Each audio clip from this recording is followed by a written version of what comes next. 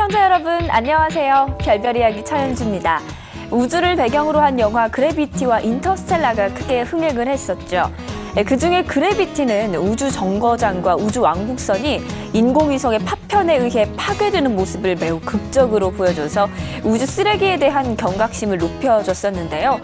그런데 이런 영화 같은 일이 실제로 일어날 뻔했다고 합니다. 어떤 소식일까요? 오늘의 별별 뉴스에서 확인해 보시죠. 지난 1월 4일 과학기술위성 3호가 2009년 2월 미국과 러시아 통신위성 간의 충돌로 발생한 파편과 그린란드 상공에서 충돌할 가능성이 있었습니다. 우주 파편이 크기가 20cm 정도로 무척 작고 과학위성 간의 거리가 불과 23m밖에 떨어져 있지 않아 위험도가 컸지만 우주 환경의 영향으로 궤도가 바뀌면서 당초 우려했던 23m보다 훨씬 먼 1km 거리를 두고 위성을 지나간 것으로 분석됐습니다. 과학기술위성 3호는 2013년 11월 발사돼 611km 상공에서 하루에 지구를 14바퀴씩 돌면서 우주과학 관측 임무를 수행 중이며 오는 11월 임무가 종료됩니다.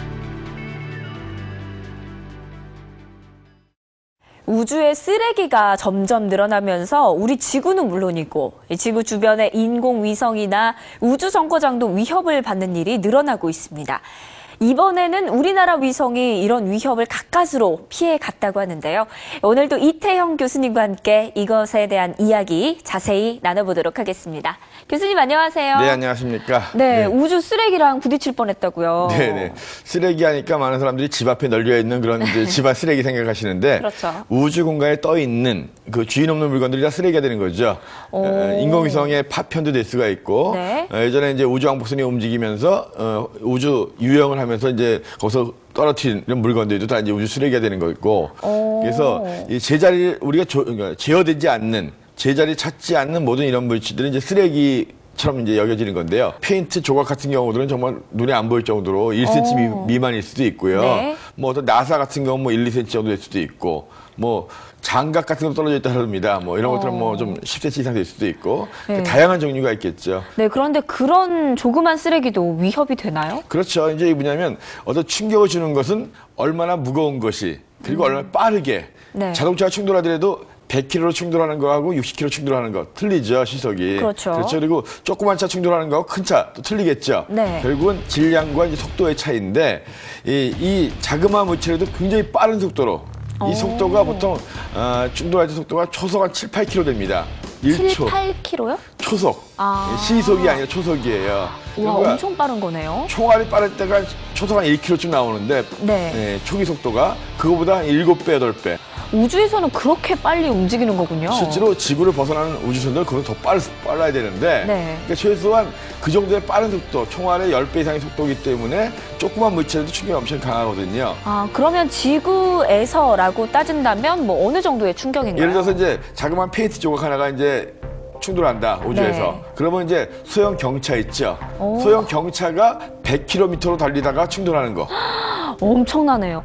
그럼요, 여태까지 뭐 이렇게 부딪힐 뻔했던 사례들이 좀 있나요? 그렇죠. 예전에 이제 2011년 같은 경우에는 미국의 위성하고 러시아 위성이 실제로 충돌한 적도 있었고요. 그 다음에 뭐 이제 2007년에 이제 중국에서 자국의 위성을 갖다 요격한 적이 있거든요. 로켓을 쏴가지고 파편을 만든 적이 있어요. 우주 쓰레기가 그럼 엄청 많이 많아진 거죠. 그게 발생했겠어요. 지금 돌아다니고 있거든요. 네. 그래비티 영화에서 나온 것처럼, 그러니까 그런 것들이 실제로 계속 돌아다니기 때문에 네. 제가 웃으면서 얘기하지만 이게 수백억을 들여서 만든 그런 위성 아닙니까? 그러니까요. 예, 그래서 이제 2013년 말, 이제 1년간 넘은 그런 위성이거든요. 네. 전체 원하는 수명이 한 반밖에 안 지나는 그런 위성인데 만약에 충돌했으면 그 수백억이 날아가는 그렇죠. 그런 안타까운 일이 벌어졌겠죠. 네, 그럼요. 이런 우주 쓰레기들을 좀 해결할 방법이 있어야 될 것 같아요. 우리 쓰레기 해결하는 가장 좋은 방법은 뭡니까? 치워야죠. 버린 사람이 치우는 거죠. 네. 제일 좋은 건 버린 사람이 치우는 거예요. 내 집 앞 쓰레기 내가 치우듯이 해서 위성을 올린 나라에서 이제 회수하는 것까지 가가지고 가져온다. 쉽지 않잖아요. 그렇죠. 근데 이제 그래서 그렇다고 해서 이제 국제 공조로서 우주 쓰레기 치우는 것도 어려운 이야기가 뭐냐면 네. 예를 들어서 중국이 쏘아 올린 위성을 미국이 가서 치운다라고 했을 때 네. 중국이 허락하겠냐 이거죠. 여기에 정보가 다 들어있는데. 그렇죠. 기술이 핵심돼서 그 기술도 집약된 있고 것들이. 여러 가지 정보들, 그 위성이 하늘에서 뭘 했는지 첩보 위성일 수도 있으니까. 그렇죠. 그래서 이게 버린 사람이 치우는 게 제일 좋은데 보일 수가 없는 것들이 많기 때문에 네. 그것도 어려운 거고. 그래서 일단은 현재는 감시해가지고 피하는 수밖에 없을 것 같아요.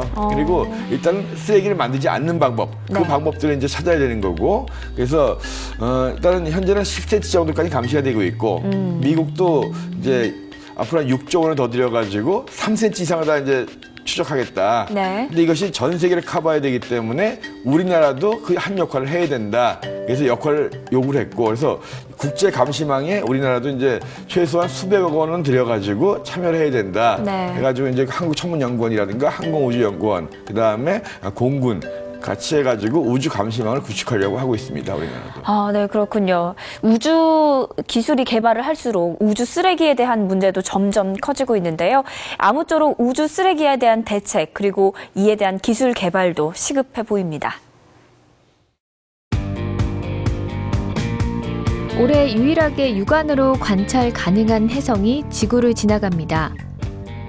환상적인 파란색 꼬리를 지닌 러브조이라는 이 혜성은 해가 진 뒤 서쪽 하늘에 있는 오리온 자리와 황소 자리 사이를 4등급 밝기로 빛나며 지나가고 있습니다.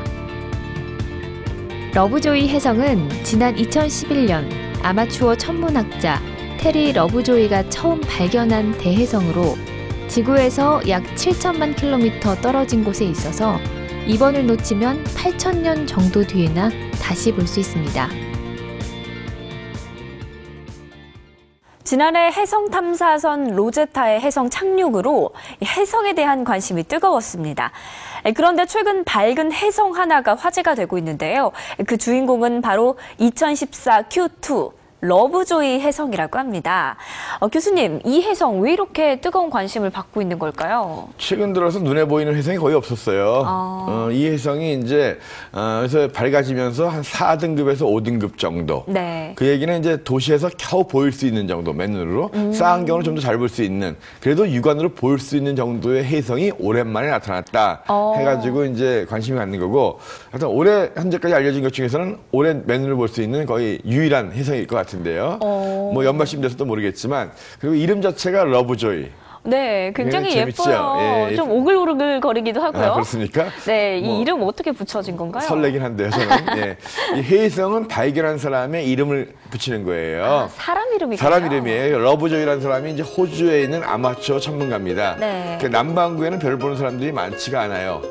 땅도 많지 않기 때문에. 네. 그래서 이제 남반구에서 새롭게 보이는 그런 혜성들은 호주에서 발견하는 게 굉장히 크죠. 네. 그 중에서 이제 호주가 또 초원도 많고 땅이 넓다 보니까 별 보기 좋잖아요. 네, 그런데 이 러브조이라는 이름의 해성이 몇 개 있었던 것 같아요. 이 러브조이 이 사람이 이제 이게 5번째 발견한 혜성입니다. 그래서 이전에도 러브조이 혜성 우리가 이제 들은 적이 있거든요. 그래서 네. 이제 익숙한데 러브조이가 특별하게 뭐 사람과 관련된 것이 아니라 러브조이라는 호주의 아마추어 천문가 이름을 딴 거고요. 2014 Q2라고 하는 거. 네. 2014년 Q2라고 하는 것은 A, B는 1월이에요. A가 1월 상순, B가 하순. 네. 이런 식으로 해서 IJ는 겹치기 때문에 이제 하나만 쓰는 거고. 그래서 Q2라고 하는 것은 2014년 8월 하순에 두 번째로 발견된 혜성이다라는 뜻이거든요. 그렇군요. 예, 그래서 또 이 해성이요. 네네. 맨눈으로 또 볼 수 있을 만큼의 그런 밝기의 해성이다라고 하셨잖아요. 근데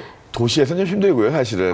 예, 왜냐하면 도시는 불빛이 많기 때문에 네. 우리가 6등급 정도가 이제 시골에서 눈으로 볼 수 있는 한계거든요. 네. 이 혜성에 밝아졌을 때 이제 1월 요 무렵이 이제 가장 이제 밝아지는 무렵인데 거의 4등급에서 5등급 정도.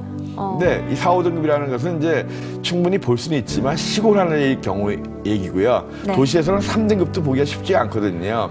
그럼 도시에서 좀 보려면 쌍안경 정도는 같은 있어야 게 된다. 그리고 이제 필요하겠네요. 혜성하면 이제 생각하는 게 긴 꼬리 생각하시는데 꼬리까지 보기 쉽지 않고 네. 꼬리 정도를 보시려면 일단은 사진 속에서 그 망원경으로도 이 노출을 오래 두고 찍은 사진 속에서만 꼬리가 잘 보이거든요. 네. 그렇게 밝은 혜성이 아니기 때문에 아무튼 그래도 혜성을 꼭 한번 난 보고 싶다 그렇죠. 하시는 분들 지금 요새가 굉장히 좋을 때거든요. 현재 위치가 이제 황소 자리에 있는데 황소 자리면 저녁 때 보이는 거예요. 네. 점점 고도가 올라가고 있습니다. 그래서 1월 중순서부터 하수 넘어갈 때까지 예. 충분히 천문대 가시면 망원경으로 볼 수가 있거든요. 저녁 하늘에서 새벽이 아니라 저녁이기 때문에 네. 그래서 혹시 난 꼭 한번 혜성 봐야 되겠다 하시는 분들 이제 점점 날씨가 좋아지고 있습니다. 그 얘기는 달이 없어지는 거예요. 아, 그렇죠. 달이 사라지면서 별이 잘 보이거든요. 그래서 꼭 한번 찾아보시기 바랍니다.